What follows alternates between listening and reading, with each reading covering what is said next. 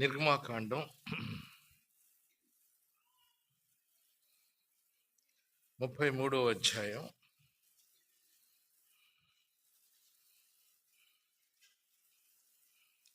11వ వచనం నుండి 34వ అధ్యాయం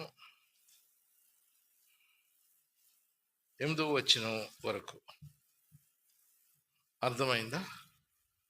నిర్గమాకాండం 33:11 నుండి 34వ అధ్యాయం 8 వచనాలు.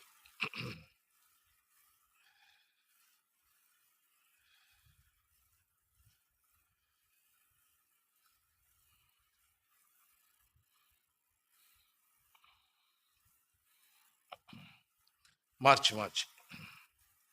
మనుష్యుడు తన స్నేహితుడితో మాట్లాడినట్లు యెహోవా మోషేతో ముఖాముఖిగా మాట్లాడుచుండెను. తరువాత అతడు పాళెంలోనికి తిరిగి వచ్చుచుండెను. అతని పరిచారకుడు నూని కుమారుడైన యెహోషువ అను యవనస్తుడు గుడారములో నుండి వెలుపలకు రాలేదు.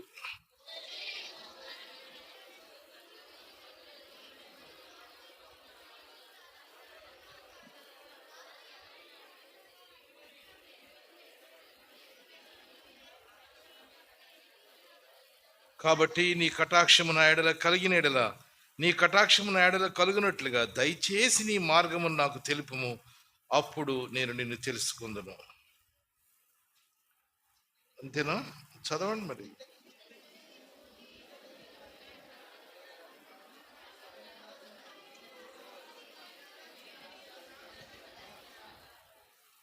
నా ఎడల నీ ప్రజల ఎడల నీ కటాక్షం కలిగిన దేని వలన తెలియబడును? నీవు మాతో వచ్చుట వల్లనే కదా. అట్లు మేము అనగా నేనును నీ ప్రజలను భూమి మీద సమస్త ప్రజల నుండి ప్రత్యేకించబడదుమని ఆయనతో చెప్పాను.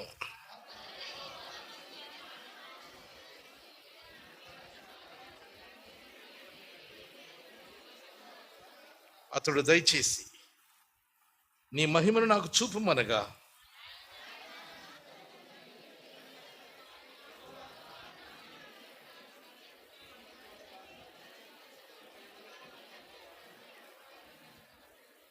మరియు ఆయన నీవు నా ముఖము చూడజాలవు, ఏ నరుడు నన్ను చూచి బ్రతుకడెను.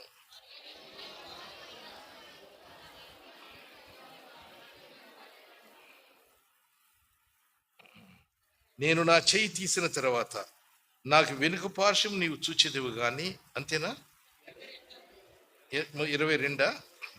నా మహిమ నిన్ను దాటి వెళ్ళుచుండగా ఆ బండ సందుల్లో నిన్ను ఉంచి నిన్ను దాటి వెళ్ళే వరకు నా చేతితో నిన్ను కప్పెదను.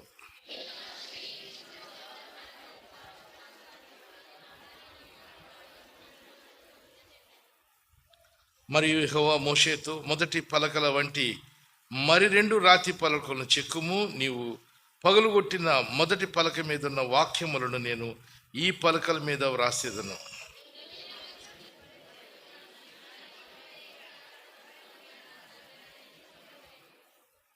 ఏ నరుడును నీతో ఈ కొండకు రాకూడదు. ఏ నరుడును ఈ కొండ మీద ఎక్కడైనను కనపడకూడదు. ఈ కొండ ఎదుట గొర్రెలను ఎద్దులను మేయకూడదని సెలవిచ్చాను.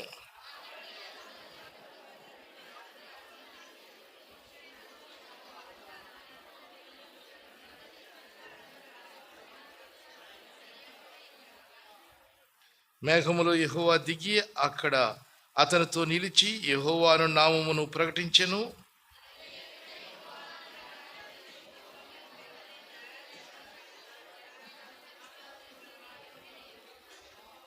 ఆయన వేల మందికి కృపను చూపుచు దోషమును అపరాధమును పాపమును క్షమించని గాని ఆయన ఏమాత్రమును నిర్దోషులుగా ఎంచక 3-4 తరముల వరకు తండ్రుల దోషమును కుమారుల మీదకును కుమారుల మీదకును రప్పించునని ప్రకటించెను.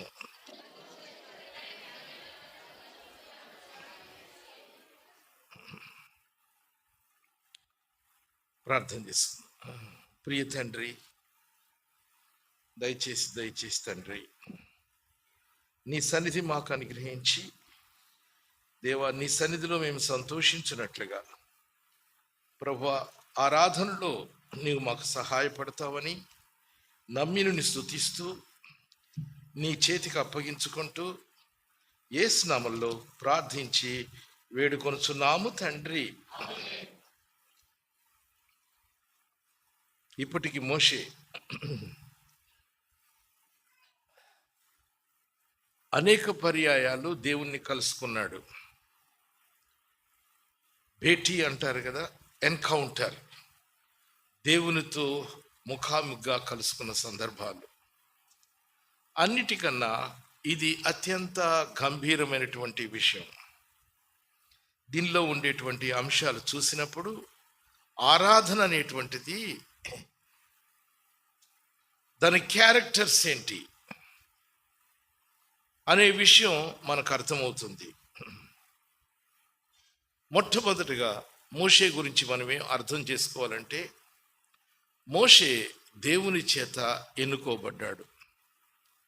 Moses was chosen by God. హెబ్రీ పత్రిక 11వ అధ్యాయము 24-25 వచనాల్లో మోషేయే దేవుణ్ణి ఎన్నుకున్నట్లుగా మనకు కనపడుతుంది. మోషేయే దేవుణ్ణి ఎన్నుకున్నట్లుగా కనపడుతుంది. చూడండి, పెద్దవాడైనప్పుడు విశ్వాసమును బట్టి ఐగుప్తు ధనము కంటే నేను చదువుతాను. మోషే పెద్దవాడైనప్పుడు విశ్వాసమును బట్టి ఐగుప్తు ధనము కంటే క్రీస్తు విషయమైన నింద గొప్ప భాగ్యమును ఎంచుకుని అల్పకాల పాపభోగమును అనుభవించట కన్నా దేవుని ప్రజలతో శ్రమ అనుభవించటం మేలని యోచించి వెళ్ళిపోయాడు ఆయన. ఇప్పుడు ఈ వాక్యం చదివితే మనకేమనిపిస్తుంది? మోషేయే దేవుణ్ణి ఎన్నుకున్నాడని మనకు అనిపిస్తుంది. మోషే దేవుణ్ణి ఎన్నుకున్నాడంటే అర్థం ఏంటంటే, దేని ఫలితం అంటే ఇది అంతకు ముందే దేవుడే మోషేని ఎన్నుకోవటం చేత ఈ యొక్క రిజల్ట్. దేవుడు మోషేని ఎన్నుకున్నాడు, అందుచేతనే ఇటువంటి కఠినమైన భయంకరమైనటువంటి నిర్ణయాన్ని అతడు తీసుకున్నాడు. వందల మంది ఫరోలు ఆ యొక్క ఈజిప్ట్లో పిరమిడ్స్ కింద సమాధి చేయబడ్డారు. అలా చేయకపోతే మోషే ఇతడు కూడా ఒక మమ్మీలాగా కాలగర్భంలో కలిసిపోయి ఉండేవాడు. మీకు అనిపిస్తుంది ఆ వచనాలు చదివితే మోషే ఈ యొక్క ఎన్నిక చేసుకున్నట్లు అనిపిస్తుంది. కానీ దేన్ని బట్టి అంటే, ప్రైమరీగా దేవుడే మోషేని ఎన్నుకోవటం చేత. కాబట్టి ఒక ఆత్మ దేవుని తట్టు తిరిగిందంటే అర్థం ఏంటంటే, ముందుగా దేవుడు ఆత్మ తట్టు తిరిగాడనమాట. ముందుగా మనం ఎన్నుకోబడ్డామన్నమాట. ఎఫ్సి పత్రిక 1వ అధ్యాయం 4వ వచనం చదవండి. అది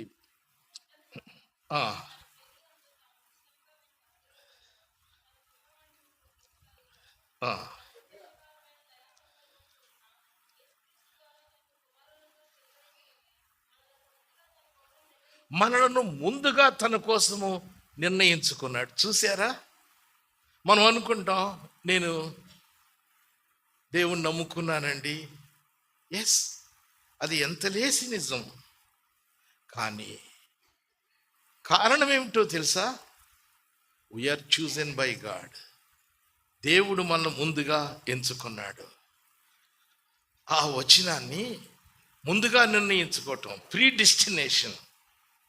ప్రీడెస్టినేషన్. కాల్విన్ అనేటువంటి మహా గొప్ప భక్తుడు ఆ సిద్ధాంతాన్ని తీసుకొచ్చాడు. ప్రపంచం విసిపోయింది. ఒకవేళ ముందుగా దేవుడి నిర్ణయించుకుంటే రక్షించబడితే మనం ఎందుకు సువార్త చేయాలి? ఆ కాల్విన్ సిద్ధాంతం ద్వారా సంఘాలకు ఏం జరిగిందంటే, మనం సువార్త చెయ్యాలి అనేటువంటి జీల్ మీద నీళ్లు పోయబడినట్లుగా అయింది.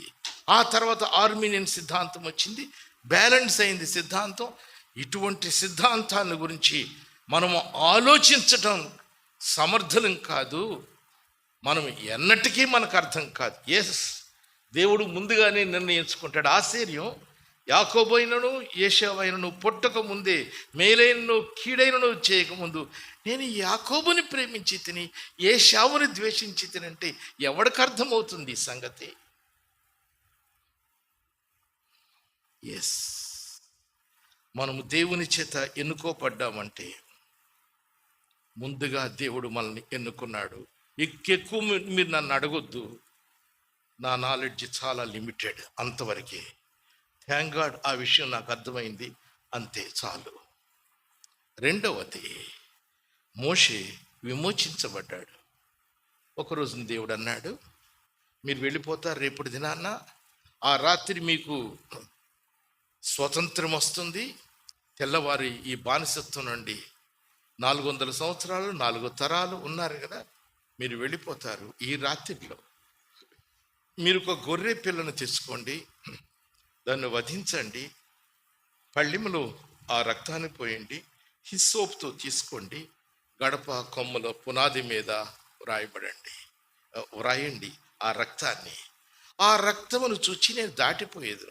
ఇప్పుడు మీరు నాకు చెప్పండి, లోపల ఆ రక్తము లోపల ఎవరున్నారు అనేటువంటిది ఆ యొక్క సంహార దూతకు పనేనా? ఏమక్కర్లేదు. లోపల ఒక నరహంతకుడు ఉండొచ్చు, దేశద్రోహి ఉండవచ్చు, బయట రక్తం ఉంటే దాటి వెళ్ళిపోతాడు. లేదా బయట రక్తం లేదు, సంఘ సంస్కర్త, ఆ పేదలకు తన యొక్క ఆస్తిని ఇచ్చేసిన ఉంటే గనక బ్రతకడు వాడు. అప్పుడు అర్థమైంది మోషేకి, ఈ మానవ యోగ్యతలు ఏవీ చాలవు విమోచనకు, క్రీస్తు యేసు యొక్క రక్తమే అన్న సంగతి ఆయనకు అర్థమయ్యి ఆయన ఆ గొర్రె పిల్ల ప్రోక్షణ రక్తం యొక్క విలువ ఆయనకు అర్థమైంది. మీరు ప్రయాణం చేస్తున్నారనుకోండి, టికెట్ కలెక్టర్ వచ్చినప్పుడు మిమ్మల్ని ఏమడుగుతాడు? టికెట్ అడుగుతాడు. కానీ మీరు మంచోళ్ళేనా చెడ్డోళ్ళేనా, అంతకుముందు ఏమైనా దొంగతనం చేసి వచ్చారా? అదే ఆయన పని. సేమ్ థింగ్, అంతే. క్రీస్తు యేసును అంగీకరించామా లేదా, విమోచించబడ్డామా లేదా, అంతే. యోగ్యులమా కాదా అని సరే తీసేయండి. మూడవది, మోషే ఏమిటంటే దేవునికి సన్నిహితుడు. He enjoyed the rare intimacy of God. ఇదొకటి ఉండేటువంటి ఆ తరంలో ఉండేటువంటి వారిని మోషేని ప్రత్యేకపరిచింది ఏమిటి అంటే ఇదే. ఎంత సన్నిహితుడంటే, మోషే చనిపోయినప్పుడు మోషే సమాధిని ఎవరు తవ్వారు? దేవుడే. ఆ హానర్ మోషేకి ఇవ్వబడింది. ద్వితీయోపదేశకాండము చివరి అధ్యాయము 34వ అధ్యాయం చూడండి. 34వ ద్వితీయోపదేశకాండం మరి 34వ అధ్యాయం. మోషే రాయలేదు ఇది. ఆయన మరణాన్ని గురించి ఆయన రాసుకుంటాడా? కాదు కదా. ఈ 5 గ్రంథాలు మోషే ద్వారా వచ్చినాయి. కానీ ఈ అధ్యాయం బహుశా యెహోషువ కానీ లేదా సమూయేలు కానీ ఈ అధ్యాయం యాడ్ చేశారని అనుకోవాలి. 5వ వచనం చూడండి. యెహోవా సేవకుడైన మోషే యెహోవా మాట చొప్పున మోయాబు దేశంలో మృతి నొందెను. యెహోవా మాట అన్నప్పుడు హీబ్రూలో రూట్ మీనింగ్ ఏమిటంటే యెహోవా నోటి యొద్ద. ఇంకా రూట్ మీనింగ్కి వెళ్తే దేవుడు అన్నాడంట, బహళ నమ్మకమైన మంచి దాసుడా. యెహోవా మాట చొప్పున నిద్రించిన సందర్భంలో 6వ వచనంలో రాయబడింది, బెత్పియేరు ఎదుట మోయాబు దేశంలోని లోయలు అతడు పాతి పెట్టబడిన అతని సమాధి ఎక్కడ ఉన్నదో నేటి వరకు ఎవరికీ తెలియదు. మోషేని సమాధి చేయటం కాదు, మోషే సమాధిని కూడా దేవుడు సమాధి చేశాడు. మోషే సమాధుల దొడ్డిని కూడా దేవుడు సమాధి చేశాడు. ఇప్పటి వరకు ఆయన సమాధి ఎక్కడ ఉందో ఎవరికీ తెలియదు. మోషే చనిపోయినప్పుడు అంగలార్చింది ఎవరు? Who was the chief mourner? God itself. దేవుడే ఏడ్చాడు. అందుకని యెహోషువ గ్రంథం 1వ అధ్యాయంలో 1వ వచనంలో ఆయన మృతితోనే ఈ బుక్ స్టార్ట్ అయింది. అంత హానర్ దేవుడు ఆయనకి ఇచ్చాడు.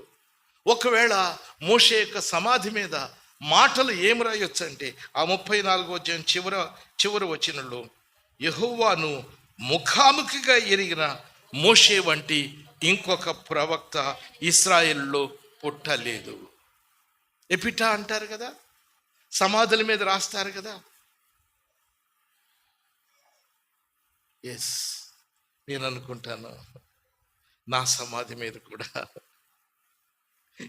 ఏమి రాయాలని నేను అనుకుంటానంటే, ఇతడు విశ్వాసము కలవాడై మృతి చెంది, దట్స్ విశ్వాస భ్రష్టుడై సాక్ష్యాన్ని కోల్పోయి మృతి చెంది, విశ్వాసము కలవాడై. హెబ్రీ పత్రిక ఆ యొక్క 11:14 విశ్వాసము కలవాడే మృతి చెందాను. ఒకరోజు డెరిక్ ప్రిన్స్ మెసేజ్ నేను వింటున్నప్పుడు ఆయన హోమ్ అన్న దాని మీద మాట్లాడుతున్నాడు. అవర్ హెవెన్లీ హోమ్ అన్న దాని మీద మాట్లాడుతూ భావోద్రేకానికి గురై ఏడుస్తూ అన్నాడు, నేను చనిపోయిన తర్వాత నా సమాధి మీద 2 మాటలు రాయండి, గాన్ హోమ్, ఇంటికి వెళ్ళాను అని చనిపోయాడు డెరిక్ ప్రిన్స్. ఆయన మృతి చెందినప్పుడు ఆయన ఫ్యూనరల్ కార్యక్రమం ఎక్కడా లేదు ఇంటర్నెట్లో. ఒక రోజున ఆ ఆలివెట్ పర్వతం కింద ఎవరో ఆ సమాధులు చూస్తుంటే ఒక సమాధి వెళ్ళిపోయింది. దానిలో డెరిక్ ప్రిన్స్ అన్న మాట సరిగ్గా కనపడలేదు నాకు. అక్కడ పూలకొండి పెట్టారు, మళ్ళా వెనక్కి వచ్చి జాగ్రత్తగా తీసుకెళ్తే డెరిక్ ప్రిన్స్ అన్న మాట కనపడింది. ఆశ్చర్యపోయాను. ఆ పైన చూశాను, 2 మాటలు ఉన్నాయి. ఇలా రాయొచ్చు, మనుషుడు తన స్నేహితులతో మాట్లాడినట్లు దేవునితో ఇతడు ముఖాముఖిగా మాట్లాడెను అనేటువంటి మాట విశ్వాస యొక్క సమాధి మీద రాయొచ్చు. హెబ్రోన్లో ఎల్డరు ఆయనంటే నాకు చాలా ఇష్టం. పైన కూడా బండ మధ్యలో ఉన్నాడు. ఎఫ్సి పత్రిక అంతా కూడా దీని మీదే రాయబడింది, ఇన్ క్రైస్ట్, క్రీస్తు యేసులో అన్న మాట ఎఫ్సి పత్రికలో పదే మనకు కనబడుతుంది. మనమట క్రీస్తు యేసులో ఉన్నామంట.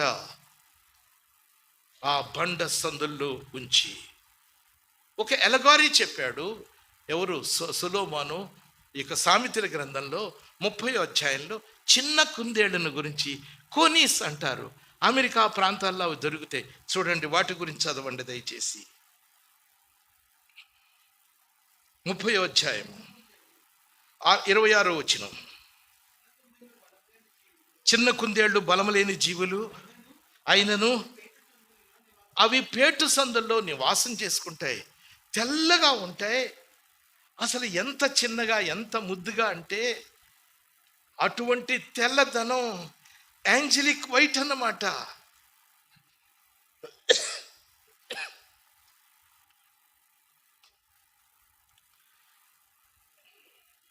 యాంజలిక్ వైట్ అది. అవి ఆహారం కోసం ఆ బండ సందులో నుండి అవి బయటకు వచ్చినప్పుడు వాటిని వేటాడటానికి ఆహారంగా సింహానికో లేకపోతే క్రూర మృగానికో ఒక టిఫిన్ అంతే.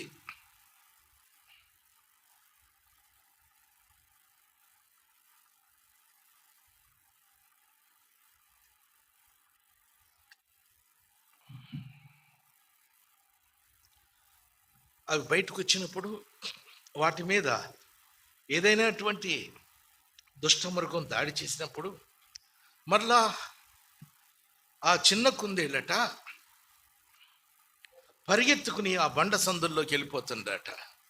ఇప్పుడు మీరు ఆలోచించండి, ఏ సింహమైనా ఆ బండను చీల్చగలదా? ఎంత ప్రొటెక్షన్! నిజం. వాటిని పట్టేటువంటి అమెరికాలో పట్టేటువంటి క్రూరమైనటువంటి విధానం ఏంటంటే, ఇవి బయటికి రాగానే ఆ వేటగాళ్ళు ఆ బండ సందుకి పెంట రాస్తారట. అప్పుడు వాటి మీద బయటకు వచ్చిన వాటి మీదకు ఆ వేట కుక్కలను వదిలినప్పుడు అవి తరుముతున్నప్పుడు ఆశ్రయం కొరకు పరిగెత్తుకుని ఆ సందుల్లోకి రాగానే అక్కడేముంటుంది? పెంట ఉంటుంది. తెల్లని ఉన్ని కలిగినటువంటి తన శరీరం మాలిన్యపరచుకోవటమా లేదా చావటమా? ఈ రెండే ఆప్షన్స్ దానికి. లోపలికి వెళ్ళదట. తన తెల్లని ఆ ఉన్నిని మురికి చేసుకోదట. అంతే, కుక్కలు వచ్చి వాటిని పట్టుకుంటాయి, తీసుకువెళ్ళిపోతారు, వాటిని చంపేస్తారు, ఆ ఉన్నిని తీస్తారు. ఆ ఉన్ని చాలా కాస్ట్లీ.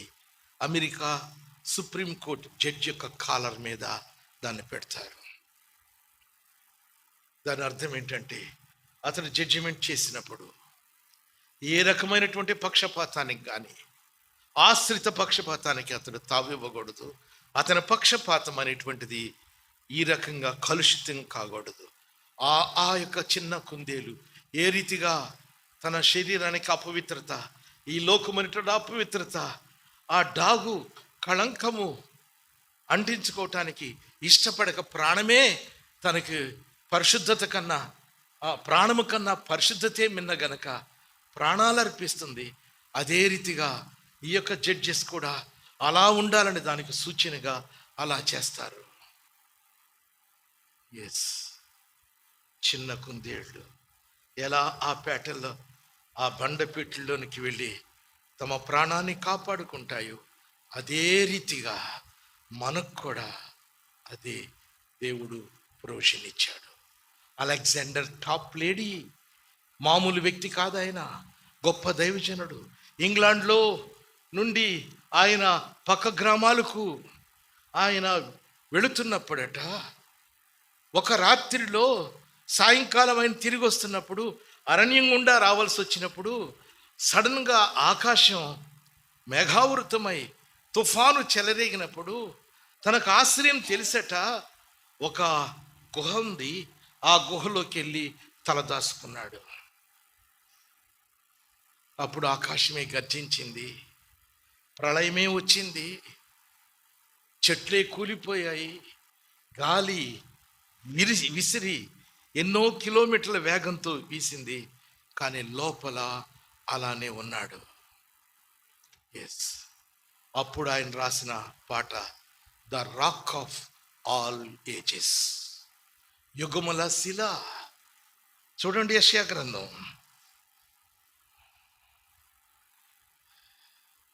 36వ వచనం అనుకుంటా, నాకు గుర్తు లేదు, చూడగలను అనుకుంటాను. ఎస్,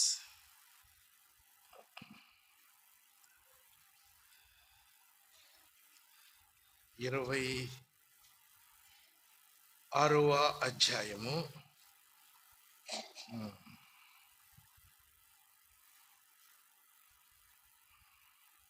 4వ వచనం. యెహోవా, యెహోవాయే నిత్య ఆశ్రయ దుర్గము, the rock of all ages అనేటువంటి పాట అప్పుడే ఆయన రాశాడు. ఈ దేవుడట ఆశ్రయ దుర్గమట. మనము ఎక్కడ ఉన్నామంటే క్రీస్తు యేసులో ఉన్నామట. 2000 సంవత్సరాల క్రితం ప్రియులారా, దేవుని యొక్క కోపం అనేటువంటి ప్రచండమైనటువంటి ఆ యొక్క అగ్ని ఆ శిలువ మీద వేలాడుతున్నటువంటి ఆయన మీదకు వచ్చినప్పుడు, దానికి ఆ యొక్క దేవుని ఉగ్రతను తట్టుకుని కాలిపోయి దహించబడి చనిపోయినటువంటి ఒక వ్యక్తి ఉన్నాడు. ఆ శిలువే మన ఆశ్రయం. అంతేకాదు, మోషేతో దేవుడు అంటున్నాడు, మోషే, నా సమీపంలో ఒక స్థలం ఉన్నది, ఆ స్థలములో బండ ఉన్నది, ఆ బండలో సందు ఉన్నది. 4వది ఏమిటి? నేను నిన్ను దాటి వెళ్ళుచుండగా నా చేతితో నేను నిన్ను కప్పెదను. Is there any way that Moshe will fall out? యేసు ప్రభు అంటున్నాడు, నా గొర్రెలకు నేను జీవమునిస్తున్నాను, అవి నా చేతిలో ఉన్నవి, వాటిని ఎవడూ అపహరింపలేడు. Is it not the picture of a believer? Yes. ఆయన సమీపము, ఆయనతో సహవాసం, కమ్యూనియన్. అటు తర్వాత స్థిరమైనటువంటి పునాది, ఆశ్రయంగా దేవుడు, ఆయన చేతిలో భద్రత. ఇంతకన్నా ఒక విశ్వాసికి ఏం కావాలి? ఎస్. తెల్లారి స్నానం చేశాడు, వెళ్ళాడు. 34వ అధ్యాయంలో చూడండి, 5-6 వచనాలు.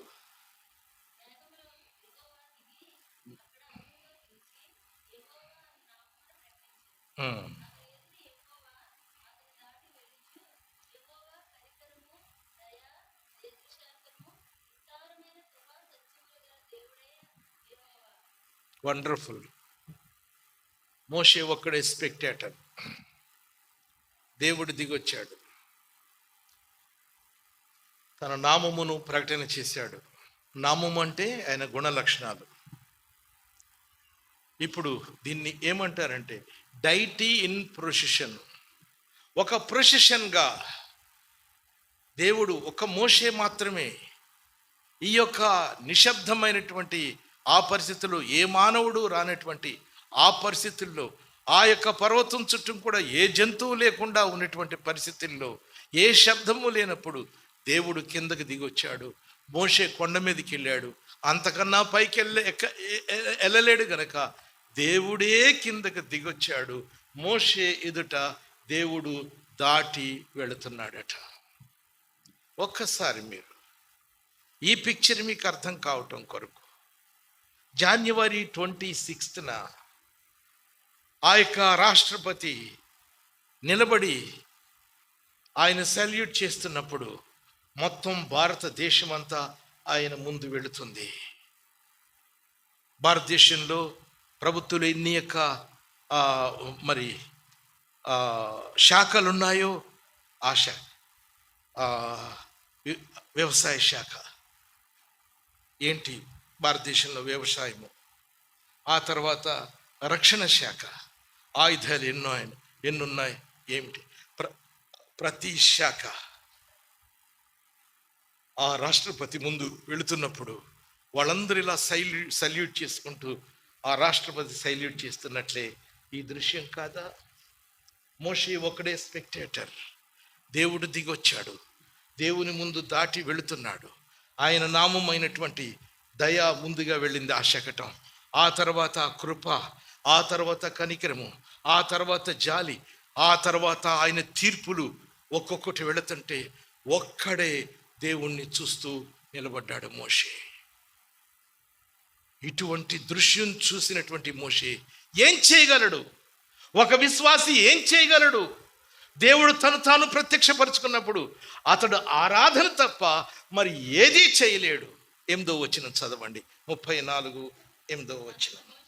అందుకు మోషే త్వరపడి నేల వరకు తల వంచుకొని నమస్కారము చేసి.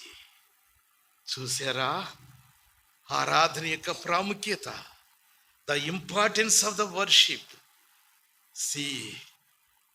దేవుడు ఒక నరుని ముందు తన యొక్క గుణగణాల ప్రదర్శన. మోషే చేయగలిగింది ఏదీ లేదు, తల వంచుకొని నమస్కారం చేసి. 40 days తర్వాత ఇక మోషే డిఫరెంట్ పర్సన్. అది చూసుకుని మనం ప్రార్థన చేసుకుందాం. 34:29 వచనం. సినాయి కొండ దిగుచుండగా శాసనములు గల